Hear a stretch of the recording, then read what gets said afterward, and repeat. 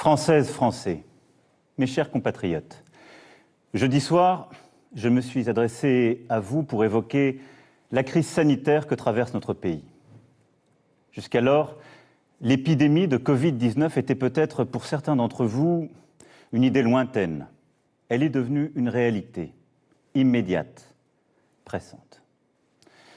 Le gouvernement a pris, comme je vous l'avais annoncé, des dispositions fermes pour freiner la propagation du virus. Les crèches, les écoles, les collèges, les lycées, les universités sont fermés depuis ce jour. Samedi soir, les restaurants, les bars, tous les commerces non essentiels à la vie de la nation ont également clos leurs portes. Les rassemblements de plus de 100 personnes ont été interdits. Jamais la France n'avait dû prendre de telles décisions, évidemment exceptionnelles, évidemment temporaires, en temps de paix. Elles ont été prises avec ordre, préparation, sur la base de recommandations scientifiques avec un seul objectif, nous protéger face à la propagation du virus. Dans la journée de jeudi, un consensus scientifique et politique s'est formé pour maintenir le premier tour des élections municipales. Et j'ai pris, avec le Premier ministre, la décision de maintenir le scrutin. Hier, dimanche, les opérations de vote ont donc pu se tenir. Je veux ce soir remercier les services de l'État, les maires, l'ensemble des services, des mairies, tous ceux qui ont tenu les bureaux de vote et qui ont donc permis l'organisation de ce scrutin. Je veux aussi saluer chaleureusement les Françaises et les Français qui, malgré le contexte, se sont rendus aux urnes dans le strict respect des consignes sanitaires, des gestes barrières contre le virus. Je veux aussi ce soir adresser mes félicitations républicaines aux candidats élus au premier tour. Environ 30 000 communes sur 35 000 ont, après ce premier tour, un conseil municipal. Mais dans le même temps, alors même que les personnels soignants des services de réanimation alertaient sur la gravité de la situation, nous avons aussi vu du monde se rassembler dans les parcs, des marchés bondés, des restaurants, des bars qui n'ont pas respecté la consigne de fermeture. Comme si, au fond, la vie n'avait pas changé. À tous ceux qui, adoptant ces comportements, ont bravé les consignes, je veux dire ce soir très clairement, non seulement vous ne vous protégez pas, vous, et l'évolution récente a montré que personne n'est invulnérable, y compris les plus jeunes, mais vous ne protégez pas les autres. Même si vous ne présentez aucun symptôme, vous pouvez transmettre le virus. Même si vous ne présentez aucun symptôme, vous risquez de contaminer vos amis, vos parents, vos grands-parents, de mettre en danger la santé de ceux qui vous sont chers. Dans le Grand Est, dans les Hauts-de-France, en Île-de-France, nos soignants se battent pour sauver des vies, avec dévouement, avec force. Au moment où la situation sanitaire se dégrade fortement, où la pression sur nos hôpitaux et nos soignants s'accentue, tout notre engagement, toute notre énergie, toute notre force doivent se concentrer sur un seul objectif, ralentir la progression du virus. Je vous le redis avec force ce soir. Respectons les gestes barrières, les consignes sanitaires. C'est le seul moyen de protéger les personnes vulnérables, d'avoir moins de concitoyens infectés et ainsi de réduire la pression sur les services de réanimation pour qu'ils puissent mieux accueillir, mieux soigner. Sans signes graves, contactons notre médecin traitant, n'appelons le SAMU et ne nous rendons à l'hôpital qu'en cas de forte fièvre, de difficultés à respirer, sans quoi ils ne pourront faire face à la vague de cas graves qui déjà se profile dans certaines régions. Faisons preuve, au fond, d'esprit solidaire et de sens des responsabilités. Chacun d'entre nous doit à tout prix limiter le nombre de personnes avec qui il est en contact chaque jour. Les scientifiques le disent, c'est la priorité absolue. C'est pourquoi, après avoir consulté, écouté les experts, le terrain, et en conscience, j'ai décidé de renforcer encore les mesures pour réduire nos déplacements et nos contacts au strict nécessaire. Dès demain, midi, et pour 15 jours au moins, nos déplacements seront très fortement réduits. Cela signifie que les regroupements extérieurs, les réunions familiales ou amicales ne seront plus permises. Se promener, retrouver ses amis dans le parc, dans la rue, ne sera plus possible. Il s'agit de limiter au maximum ces contacts au-delà du foyer. Partout sur le territoire français, en métropole comme outre-mer, seuls doivent demeurer les trajets nécessaires. Nécessaires pour aller faire ses courses, avec de la discipline et en mettant les distances d'au moins 1 mètre, en ne serrant pas la main, en n'embrassant pas. Les trajets nécessaires pour se soigner, évidemment. Les trajets nécessaires pour aller travailler quand le travail à distance n'est pas possible. Et les trajets nécessaires pour faire un peu d'activité physique, mais sans retrouver, là encore, des amis ou des proches. Toutes les entreprises doivent s'organiser pour faciliter le travail à distance. Et quand cela ne sera pas possible, elles devront adapter dès demain leur organisation pour faire respecter ces gestes barrières contre le virus, c'est-à-dire protéger leurs salariés ou, quand il s'agit d'indépendants, se protéger eux-mêmes. Le gouvernement précisera les modalités de ces nouvelles règles dès ce soir, dès après mon allocution. Toute infraction à ces règles sera sanctionnée. Je vous le dis avec beaucoup de solennité ce soir. Écoutons les soignants qui nous disent « si vous voulez nous aider, il faut rester chez vous et limiter les contacts ». C'est le plus important. Évidemment, ce soir, je pose des règles nouvelles. Nous posons des interdits, il y aura des contrôles. Mais la meilleure règle, c'est celle qu'en tant que citoyen, vous vous appliquez à vous-même. Et une fois encore, j'en appelle à votre sens des responsabilités et de la solidarité. Dans ce contexte, après avoir consulté le président du Sénat, le président de l'Assemblée nationale, mais également mes prédécesseurs, j'ai décidé que le second tour des élections municipales serait reporté. Le Premier ministre en a informé aujourd'hui même les chefs de parti représentés au Parlement. Cette décision a fait l'objet d'un accord unanime. Mes chers compatriotes, je mesure l'impact de toutes ces décisions sur vos vies. Renoncer à voir ses proches, c'est un déchirement. Stopper ses activités quotidiennes, ses habitudes, c'est très difficile. Cela ne doit pas nous empêcher de garder le lien, d'appeler nos proches, de donner des nouvelles, d'organiser aussi les choses avec nos voisins, d'inventer de nouvelles solidarités entre générations, de rester, comme je vous l'ai dit jeudi dernier, profondément solidaires et d'innover là aussi sur ce point. Je sais que je vous demande de rester chez vous. Je vous demande aussi de garder le calme dans ce contexte. J'ai vu ces dernières heures des phénomènes de panique en tous sens. Nous devons tous avoir l'esprit de responsabilité. Il ne faut pas que les fausses informations circulent à tout va. Et en restant chez vous, occupez-vous des proches qui sont dans votre appartement, votre maison. Donnez des nouvelles, prenez des nouvelles. Lisez, retrouvez aussi ce sens de l'essentiel. Je pense que c'est important dans les moments que nous vivons. La culture, l'éducation, le sens des choses est important. Et éviter l'esprit de panique, de croire dans toutes les fausses rumeurs, les demi-experts ou les faux sachants. La parole est claire, l'information est transparente et nous continuerons de la donner.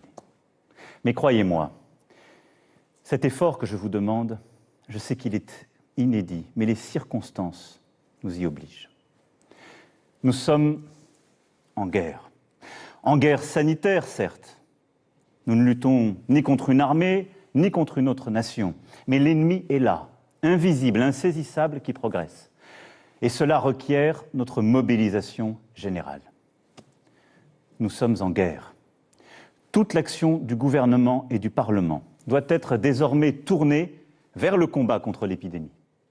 De jour comme de nuit, rien ne doit nous en divertir. C'est pourquoi j'ai décidé que toutes les réformes en cours seraient suspendues, à commencer par la réforme des retraites. Dès mercredi, en Conseil des ministres, sera présenté un projet de loi permettant au gouvernement de répondre à l'urgence et, lorsque nécessaire, de légiférer par ordonnance dans les domaines relevant strictement de la gestion de crise. Ce projet sera soumis au Parlement dès jeudi. J'ai vu tout à l'heure les présidents de l'Assemblée nationale et du Sénat afin que ces textes soient votés le plus rapidement possible, afin aussi que la vie démocratique et le contrôle du Parlement continuent dans cette période. Je les en remercie et je remercie tous nos parlementaires en cet instant. Nous sommes en guerre. J'appelle tous les acteurs politiques, économiques, sociaux, associatifs, tous les Français, à s'inscrire dans cette union nationale qui a permis à notre pays de surmonter tant de crises par le passé. Nous sommes en guerre. Et la nation soutiendra ces enfants qui, personnel soignant, en ville, à l'hôpital, se trouvent en première ligne dans un combat qui va leur demander énergie, détermination, solidarité. Ils ont des droits sur nous. Nous leur devons évidemment les moyens, la protection. Nous serons là. Nous leur devons des masques, du gel, tout le matériel nécessaire et nous y veillons et y veillerons. Nous avons décidé, avec les scientifiques, de réserver les masques en priorité pour l'hôpital et pour la médecine de ville et de campagne, en particulier les généralistes et les infirmières, désormais en première ligne aussi dans la gestion de la crise. Des masques seront livrés dans les pharmacies dès demain soir, dans les 25 départements les plus touchés, mercredi pour le reste du territoire national. J'ai aussi entendu le message des spécialistes, en particulier les chirurgiens dentistes et beaucoup d'autres. Des solutions seront trouvées avec le ministre de la Santé dans les prochaines heures. Nous devons aussi aux soignants la garde de leurs enfants. Un service minimum de garde est en place depuis ce jour dans les crèches et dans les écoles. Nous leur devons aussi sérénité dans leurs déplacements et repos. C'est pourquoi j'ai décidé que dès demain, les taxis et les hôtels pourront être mobilisés à leur profit. L'État paiera. Nous sommes en guerre, oui. Le pays accompagnera dans cette période les régions les plus touchées, aujourd'hui, comme celles qui le seront demain. À ce titre, je veux assurer les habitants, les personnels soignants du Grand Est que nous serons au rendez-vous pour les appuyer face à l'afflux de patients et à la saturation des hôpitaux. Je sais ce qu'ils vivent depuis des jours et des jours. Nous sommes avec eux. J'ai décidé pour cela qu'un hôpital de campagne du service de santé des armées serait déployé dans les jours à venir en Alsace. Les armées apporteront aussi leur concours pour déplacer les malades des régions les plus affectées et ainsi réduire la congestion des hôpitaux de certains territoires. Nous sommes en guerre. Aussi, comme je vous l'ai dit jeudi, pour nous protéger et contenir la dissémination du virus, mais aussi préserver nos systèmes de soins. Nous avons pris ce matin, entre Européens, une décision commune. Dès demain midi, les frontières à l'entrée de l'Union européenne et de l'espace Schengen seront fermées. Concrètement, tous les voyages entre les pays non européens et l'Union européenne seront suspendus pendant 30 jours. Les Françaises et les Français qui sont actuellement à l'étranger et souhaitent rentrer pourront bien entendu rejoindre leur pays. Nous devons prendre cette décision parce que je vous demande ce soir d'importants efforts et que nous devons, dans la durée, nous protéger. Et je veux dire à tous nos compatriotes qui vivent à l'étranger que là aussi, en bon ordre, ils doivent se rapprocher des ambassades et consulats et que nous organiserons, pour celles et ceux qui le souhaitent, et là où c'est nécessaire, leur rapatriement. Vous l'aurez compris, vous le pressentez. Cette crise sanitaire sans précédent aura des conséquences humaines, sociales, économiques majeures. C'est aussi ce défi que nous devons mener. Je vous demande des sacrifices pour ralentir l'épidémie. Jamais ils ne doivent mettre en cause l'aide aux plus fragiles, la pérennité d'une entreprise, les moyens de subsistance des salariés comme des indépendants. Pour les plus précaires, pour les plus démunis, pour les personnes isolées, nous ferons en sorte, avec les grandes associations, avec aussi les collectivités locales et leurs services, qu'ils puissent être nourris, protégés, que les services que nous leur devons soient assurés. Pour la vie économique, pour ce qui concerne la France, aucune entreprise, quelle que soit sa taille, ne sera livrée au risque de faillite. Aucune Française, aucun Français ne sera laissé sans ressources. S'agissant des entreprises, nous mettons en place un dispositif exceptionnel de report de charges fiscales et sociales, de soutien au report d'échéances bancaires et de garantie de l'État à hauteur de 300 milliards d'euros pour tous les prêts bancaires contractés auprès des banques. Pour les plus petites d'entre elles, et tant que la situation durera, celles qui font face à des difficultés n'auront rien à débourser, ni pour les impôts, ni pour les cotisations sociales. Les factures d'eau, de gaz ou d'électricité, ainsi que les loyers, devront être suspendus. En outre, afin que personne ne soit laissé sans ressources, pour les salariés, le dispositif de chômage partiel sera massivement élargi, comme je vous l'avais annoncé jeudi dernier, et comme le gouvernement a commencé à le préciser. Pour les entrepreneurs, commerçants, artisans, un fonds de solidarité sera créé, abondé par l'État, et auquel le Premier ministre proposera aux régions aussi de contribuer. Le gouvernement, dès demain, précisera toutes ces mesures. Elles seront en fonction des besoins, des réalités économiques, des nécessités secteur par secteur, évidemment adaptées. Nous serons au rendez-vous pour que notre économie soit préservée dans cette période si dure et pour que l'ensemble des travailleuses, des travailleurs puissent avoir cette sécurité aussi en termes de pouvoir d'achat, de continuité de leur vie. Mes chers compatriotes, la France vit un moment très difficile. Nul ne peut en prévoir précisément la durée.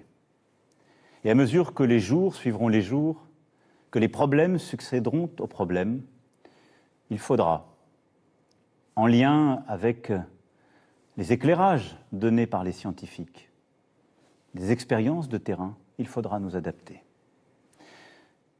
Nous allons continuer aussi, pendant cette période, de travailler, de progresser sur les traitements. Et je sais le dévouement de plusieurs équipes partout sur notre territoire, avec des premiers espoirs qui naissent. Et nous continuerons aussi d'avancer sur le vaccin. Régulièrement, je m'adresserai à vous. Je vous dirai à chaque fois, comme je l'ai fait, comme le gouvernement le fait, la vérité sur l'évolution de la situation. J'ai une certitude. Plus nous agirons ensemble, et vite, plus nous surmonterons cette épreuve. Plus nous agirons en citoyens, plus nous ferons preuve de la même force d'âme, de la même abnégation patriote que démontrent aujourd'hui nos personnels soignants, nos sapeurs-pompiers, l'ensemble des acteurs de la sécurité civile. Plus vite, nous sortirons de cette vie au ralenti. Nous y arriverons, mes chers compatriotes, en étant unis, solidaires. Je vous demande d'être responsables tous ensemble et de ne céder à aucune panique, d'accepter ces contraintes, de les porter, de les expliquer, de vous les appliquer à vous-même. Nous les appliquerons tous. Il n'y aura pas de passe-droit. Mais là aussi, de ne céder ni à la panique, ni au désordre. Nous gagnerons. Mais cette période nous aura beaucoup appris. Beaucoup de certitudes, de convictions sont balayées, seront remises en cause. Beaucoup de choses que nous pensions impossibles adviennent. Ne nous laissons pas impressionner. Agissons avec force. Mais retenons cela. Le jour d'après, quand nous aurons gagné, ce ne sera pas un retour au jour d'avant. Nous serons plus forts moralement, nous aurons appris. Et je saurai aussi avec vous en tirer toutes les conséquences. Toutes les conséquences. Y sont-nous, individuellement et collectivement, à la hauteur du moment? Je sais, mes chers compatriotes, pouvoir compter sur vous. Vive la République! Vive la France!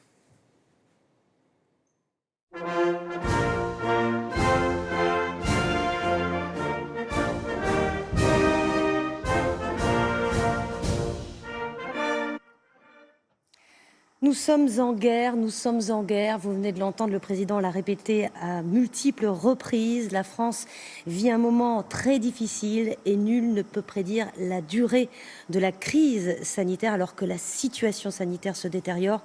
Le président a décidé de restreindre un peu plus les déplacements. Seuls les trajets nécessaires pour se soigner ou travailler quand on ne peut pas pratiquer de télétravail sont désormais autorisés. Les réunions familiales ou amicales sont proscrites. Le président a annoncé qu'à partir de demain, tout le pays devrait respecter ces nouvelles mesures pendant au moins 15 jours. Alors à quoi va ressembler cette France sous cloche? Comment allons-nous vivre? Qu'est-ce qui est encore permis? Toutes les explications avec Clément Le Goff. La mesure n'a jamais été appliquée en France en temps de paix. Face à l'aggravation de l'épidémie, Emmanuel Macron annonce un confinement strict de la population pour au moins 15 jours. Nous sommes en guerre. En guerre sanitaire, certes. Nous ne luttons ni contre une armée, ni contre une autre nation. Mais l'ennemi est là, invisible, insaisissable, qui progresse. Et cela requiert notre mobilisation générale. Les modalités de ce confinement n'ont pas encore été précisées. Il ne s'agit pas d'un confinement total à l'italienne, l'option préconisée par le Conseil scientifique. Mais seuls les déplacements nécessaires seront autorisés. Concrètement, il ne sera pas possible de sortir de chez soi sauf impératifs tels que les soins, les courses alimentaires ou encore les nécessités de travail lorsque le télétravail n'est pas possible. Les forces de l'ordre seront chargées des contrôles. L'armée, de déplacer des malades par exemple. C'est donc une nouvelle étape. Après le passage au stade 3 et la fermeture des restaurants, des bars et de tous les commerces non alimentaires dans le pays. Des mesures encore plus strictes, car l'exécutif et la communauté médicale estiment qu'il s'agit de la meilleure manière d'enrayer l'épidémie. Moins les interactions sociales sont importantes, moins le virus circule. Hier encore, à Paris, des centaines de personnes profitaient des parcs ou des quais de Seine. Nous sommes en guerre, a répété à plusieurs reprises Emmanuel Macron ce soir. Et on part devant le ministère de l'Intérieur, place Beauvau, retrouver Valérie Astruc. On l'a entendu, le président a annoncé que l'armée serait mobilisée. Valérie, comment l'État entend-il faire respecter les nouvelles mesures de restriction des déplacements ? Alors d'abord, ce seront surtout les forces de l'ordre, les policiers qui seront chargés de veiller à ce que les déplacements soient limités au minimum. Confinement donc plus strict, plus large à l'italienne, si l'on peut dire. Les regroupements extérieurs seront interdits. Toute infraction sera sanctionnée et c'est le Premier ministre, dès ce soir, voire demain, qui définira les différentes sanctions et modalités d'application. Seuls pourront sortir sans restriction les personnes travaillant dans les secteurs prioritaires comme l'hôpital, les forces de l'ordre, l'alimentaire, les réseaux téléphoniques et électriques. Les masques, par ailleurs, seront réservés aux hôpitaux et aux médecins de ville. Objectif donc, vous l'avez compris, éviter l'engorgement dans les hôpitaux et faire en sorte que les Français puissent s'assurer le minimum et éviter évidemment que le virus se propage. Merci Valérie. Et ce virus se propage de plus en plus vite. On vient d'avoir les derniers chiffres. 6 633 cas en France et 148 morts. Donc c'est le dernier bilan. Avant même les annonces du président, beaucoup de Français ont décidé de se réfugier hors des grandes villes. Ils se sont rués vers les aéroports alors que certains vols étaient déjà supprimés, mais aussi vers les gares quand ils ne pouvaient partir en voiture. On retrouve Justine Veil en direct de la gare Montparnasse. Justine, quel sera l'état du trafic demain? Eh bien, il y aura moins de trains qu'aujourd'hui. C'était 7 sur 10 aujourd'hui. Demain, ce sera 1 sur 2 pour les TGV. Et pour les intercités, ce sera 2 sur 3 pour les TER dans toutes les régions. Circulation ralentie également dans les transports en commun parisiens. Il y avait déjà beaucoup moins de monde aujourd'hui. Moitié moins de voyageurs selon la RATP. Du coup, demain, moins de métro. 2 sur 3 circuleront et seulement 60% des RER A et B.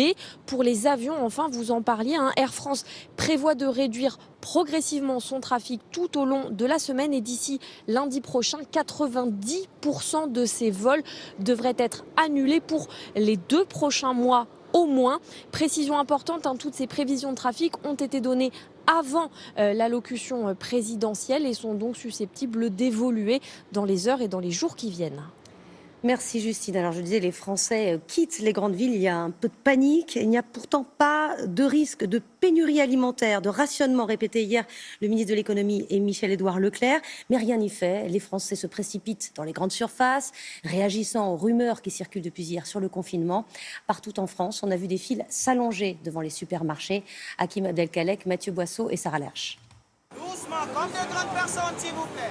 On rentre sur la droite. Bousculade à l'entrée de ce supermarché, où comme partout en France, les clients rentraient soit par petits groupes, soit en patientant à distance l'un de l'autre.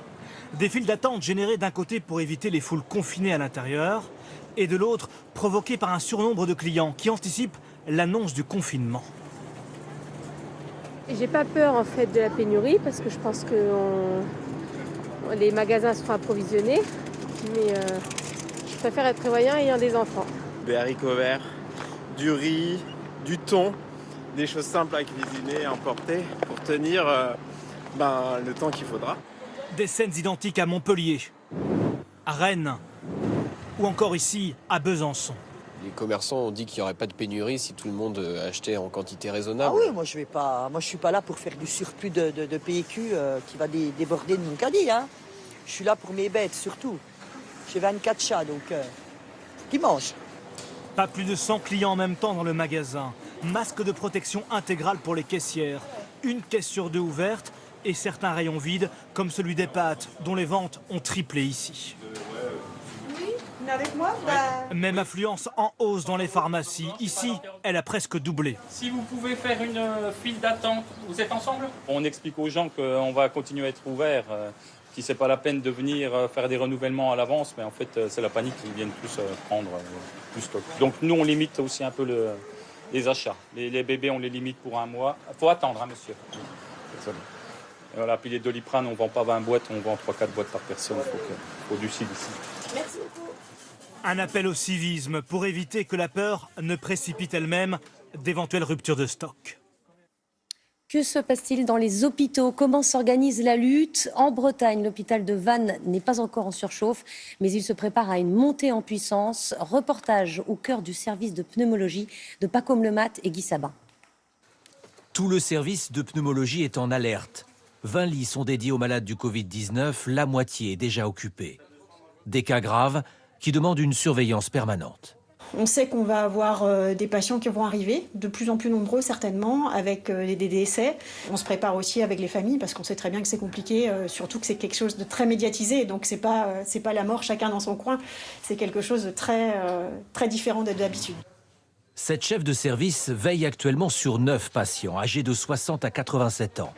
À chaque fois, le scanner des poumons ne laisse aucun doute. Le virus est là et en quelques jours, il envahit le poumon, ici en noir. Ça, c'est des patients, c'est des grands-pères, c'est le père de quelqu'un et ça peut être le père de tout le monde, quoi. Donc il faut vraiment se mettre dans cette situation-là. C'est qu'il faut préserver les gens et à part les mesures de précaution, il n'y a rien d'autre à faire. Il n'y a pas de traitement contre la maladie. Dans ce service, les soignants ne peuvent qu'aider les malades à mieux respirer. Des patients fragiles, isolés dans leur chambre. Les seules visites sont médicales, avec un maximum de précautions. Comment vous vous sentez là? Fatigué. D'accord. Il n'y a pas d'amélioration. Non, pour l'instant, il n'y a pas d'amélioration. Non. Alors, pas de CG de fait hier, mais par contre, un pouls qui était bien jusque-là, en fait. La dégradation, elle est assez brutale. Si l'état du patient se détériore, il est amené en réanimation, intubé et relié à une machine. Mais pour d'autres, c'est la fin du cauchemar. Jean-Denis, 73 ans, est arrivé il y a 6 jours. Il avait 42 fièvres. Aujourd'hui, il a perdu 10 kilos, mais va bientôt sortir de l'hôpital. Nous, on vous reverra dans un mois en consultation, avec une radiographie de thorax pour contrôler à distance. D'accord. Donc ce rendez-vous est noté là. D'accord? Comment vous vous sentez?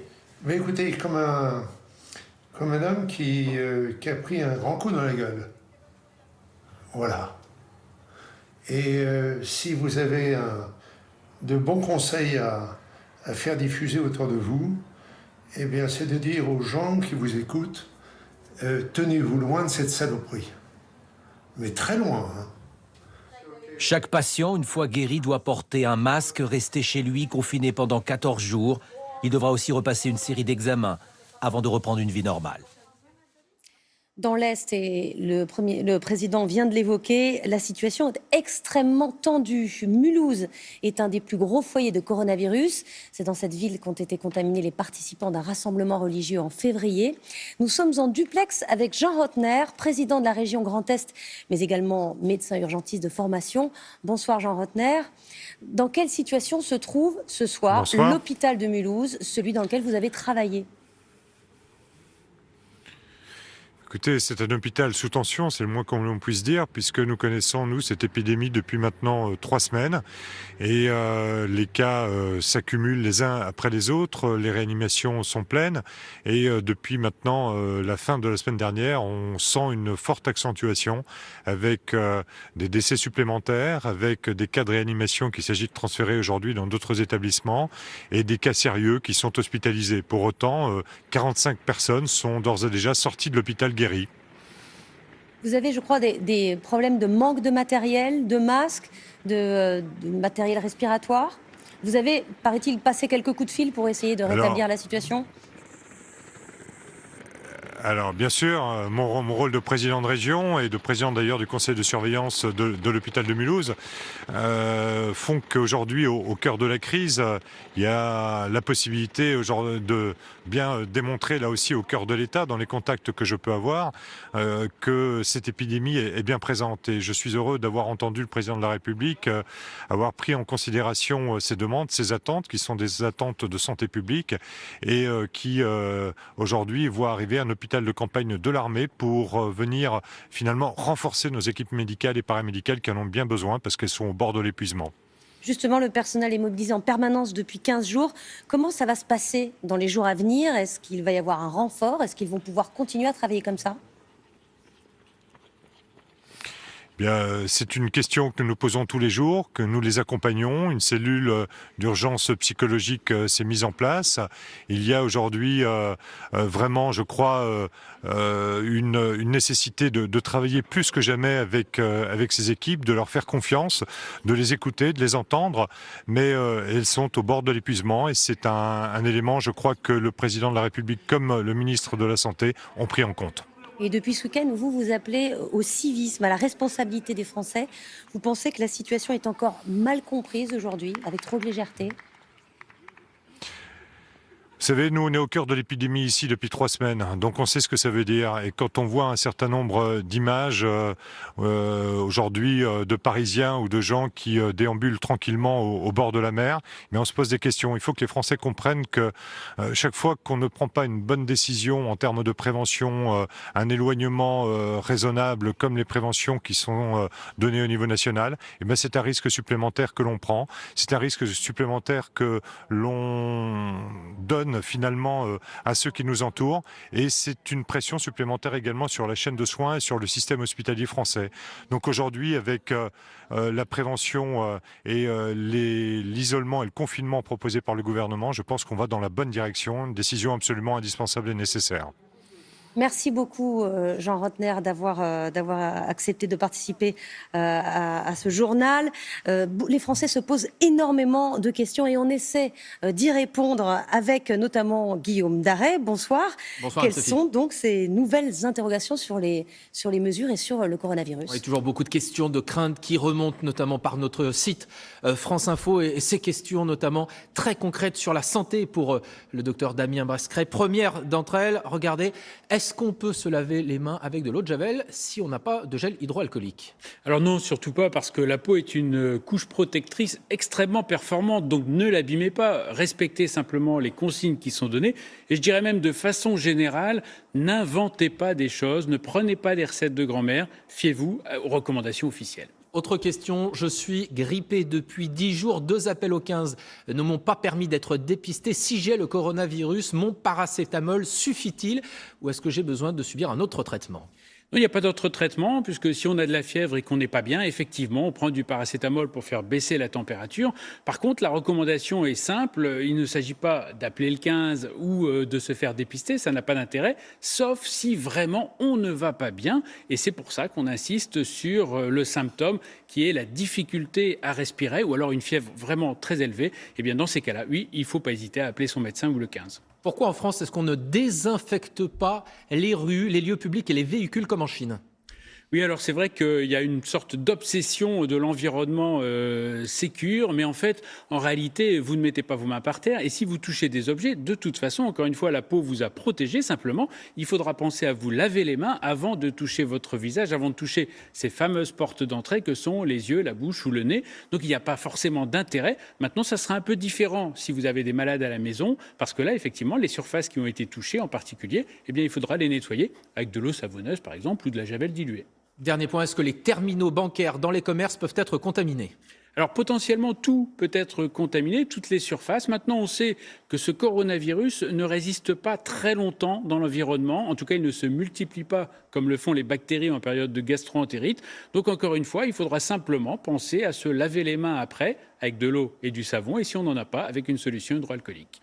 Moi aussi, j'ai encore quelques questions. L'OMS a recommandé aujourd'hui d'effectuer un test à chaque cas suspect. Est-ce que c'est ce qu'il faut faire? Est-ce que c'est ce qu'on peut encore faire? Alors ce sont des recommandations mondiales, effectivement, pour les pays qui n'ont pas encore vraiment commencé l'épidémie. Nous, on n'en est plus là, on est au stade 3, donc ça n'a plus d'intérêt. Maintenant, le dépistage n'a de l'intérêt que dans des situations particulières, mais ça, c'est votre médecin qui vous le dira. Par exemple, si vous êtes insuffisant respiratoire, insuffisant cardiaque, insuffisant rénal, insuffisant hépatique, si vous êtes obèse, si vous êtes une femme enceinte. Bref, il y a des cas, effectivement, où ça peut être intéressant, mais pour la majeure partie des gens, ça n'a aucun intérêt. Merci beaucoup Damien Mascret et nous continuons à recueillir vos interrogations sur le coronavirus. Partagez-les sur franceinfo.fr ou sur les réseaux sociaux. #on vous répond. Évoquons à présent la crise économique que provoque cette épidémie. Les entreprises n'ont pas attendu l'annonce officielle d'un confinement généralisé pour arrêter leur chaîne de production, notamment dans le secteur automobile. Renault, PSA, Michelin ferment momentanément leurs usines. Voyez ce reportage de Gaspard de Florival. Michelin, PSA, Fiat Chrysler ou encore Renault. Le coronavirus met la filière automobile à l'arrêt. Premier à prendre la décision, Michelin. L'entreprise française a annoncé la fermeture de ses sites de production pendant au moins une semaine. Journée écourtée pour ses salariés de l'usine de Clermont-Ferrand. La direction a pris une décision ferme, et je pense qu'elle va dans le sens effectivement du bien des personnes. Surtout qu'ici sur le site, on est quand même assez nombreux. Ouais, c'est pas comme si on était 10. Enfin, déjà rien que dans l'atelier, on est plus de 100. Donc après, forcément, le contact, il reste là, même si on prend des précautions. Le constructeur PSA suspend aussi l'activité de ses 14 usines en Europe, dont 5 en France. Une décision justifiée selon la direction par l'accélération des cas graves de Covid-19 proches de certains sites de production, mais aussi par des ruptures d'approvisionnement. Sur le site de Poissy, la fermeture de l'usine était réclamée depuis plusieurs jours par les syndicats. À la fois, on nous dit de respecter les consignes à l'extérieur de l'usine, c'est-à-dire les cafés, les restaurants, les cinémas, les écoles sont fermées. Et ici, on se retrouve à 3500, à travailler les uns sur les autres, à se déshabiller ensemble. Cet après-midi, Renault a à son tour suspendu son activité. La marque aux losanges met tous ses sites français et espagnols à l'arrêt. 28 000 salariés sont concernés. Des fermetures en cascade qui pèseront lourd sur l'économie française. C'est d'abord une baisse d'activité, donc moins de chiffre d'affaires, des pertes d'emplois et au bout du compte une diminution du produit intérieur brut et de la croissance à venir. Autre secteur à prendre des précautions, l'énergie. EDF a déclenché un plan pandémie à la centrale nucléaire de Flamanville. Objectif, poursuivre l'activité du site avec seulement 60% des effectifs.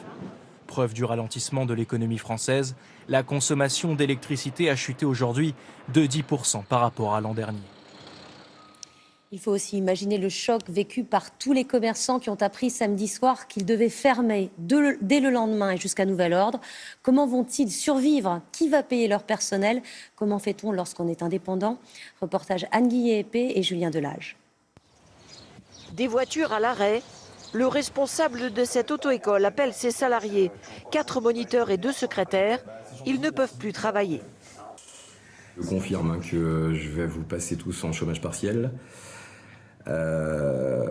Normalement, pour l'instant, c'est arrêté jusqu'au 15 avril. L'auto-école est fermée. Ordre de la direction départementale des territoires ce matin. Les clients devront patienter. Pour demander des renseignements pour passer le permis? Ouais, donc pour l'instant, on n'accueille personne, parce que de toute façon, on ne peut pas donner de leçons, et il n'y a pas d'examen. Thierry Bourdin vient tout juste de racheter l'auto-école. Il attend un geste pour ses charges. On sait qu'il y aura au moins un report de charges. Ce qui serait bien, c'est d'avoir une annulation des charges. Parce qu'un report, il faudra quand même, quand on va reprendre l'activité, les charges vont se cumuler, forcément. Donc on ne pourra pas non plus payer tout de suite. L'angoisse de la fermeture. Pour cette esthéticienne, aujourd'hui, il n'y a qu'une chose à faire, nettoyer. Je désinfecte tout pour que le microbe ne reste pas sur les surfaces et ne puisse pas contaminer d'autres personnes. Elle a dû annuler tous ses rendez-vous. Alors 1, 2, 3, 4, 5, 6, 7. 7, j'en ai annulé une autre, il y en avait 8. J'avais 8 clientes aujourd'hui. Pour cette travailleuse indépendante, 0 chiffre d'affaires et aucune solution pour l'instant en perspective. J'ai pas de chômage, je n'ai pas d'indemnité journalière avec la sécurité sociale. On ne sait pas où on va. C'est très anxiogène. Pour les commerçants et indépendants, il est vital que l'État intervienne auprès des assurances. Il est stipulé dans les conditions générales que la perte d'exploitation ne comprend pas la pandémie. Donc, peut-être que l'État peut intervenir sur ceci pour justement que nous soyons indemnisés. Il y va de la survie des entreprises, des petites sociétés, des PME en France. Tous attendent beaucoup des aides annoncées ce soir par le gouvernement. Hier, sur notre plateau, le ministre de l'économie Bruno Le Maire promettait des dizaines de milliards d'euros pour aider les entreprises, les salariés à survivre. Même message ce soir du président. Bonsoir Christelle Méral. Bonsoir. À quoi va ressembler cette aide ? Alors l'État veut d'abord éviter des licenciements en masse et son arme, c'est le chômage partiel. Concrètement, les salariés au SMIC vont conserver 100% de leur rémunération. Les autres salariés recevront 84% de leur salaire net. Toutes les entreprises qui ont au moins un salarié ou un apprenti peuvent utiliser ce chômage partiel. Le gouvernement aide aussi les employés à domicile. 80% de leur rémunération est maintenue. Restent les indépendants et les artisans très fragilisés. On l'a vu, un fonds de solidarité va être créé. Une indemnisation forfaitaire devrait leur être accordée. Et puis, il y a des mesures financières pour éviter une vague de faillites. Oui, tout à fait. Les banques vont décaler le remboursement des crédits jusqu'à 6 mois sans pénalité. Et puis, de nouveaux prêts seront accordés aux entreprises pour leur permettre d'avoir de l'argent frais pour payer leurs salariés, par exemple. Les prêts seront garantis à 90% par la Banque publique d'investissement. Et c'est un effort considérable de l'État à hauteur de 300 milliards d'euros. Enfin, mobilisation des URSSAF, le paiement des cotisations sociales pourrait être décalé. Report possible aussi pour les impôts. Ce plan de sauvetage de l'économie sera suivi par un vaste plan de relance d'ici quelques semaines. Merci Christelle. Et puis, c'était une demande des syndicats. Le président a confirmé le report de la réforme de l'assurance chômage qui devait entrer en vigueur le 1er avril et qui allait faire baisser les revenus de nombreux chômeurs. Enfin, notez ce nouvel effondrement des bourses aujourd'hui. Paris a terminé à moins 5,75%. On a vu tout à l'heure la situation des hôpitaux en première ligne pour lutter contre le coronavirus. Le deuxième rempart, ce sont les médecins de ville, mais aussi et de plus en plus les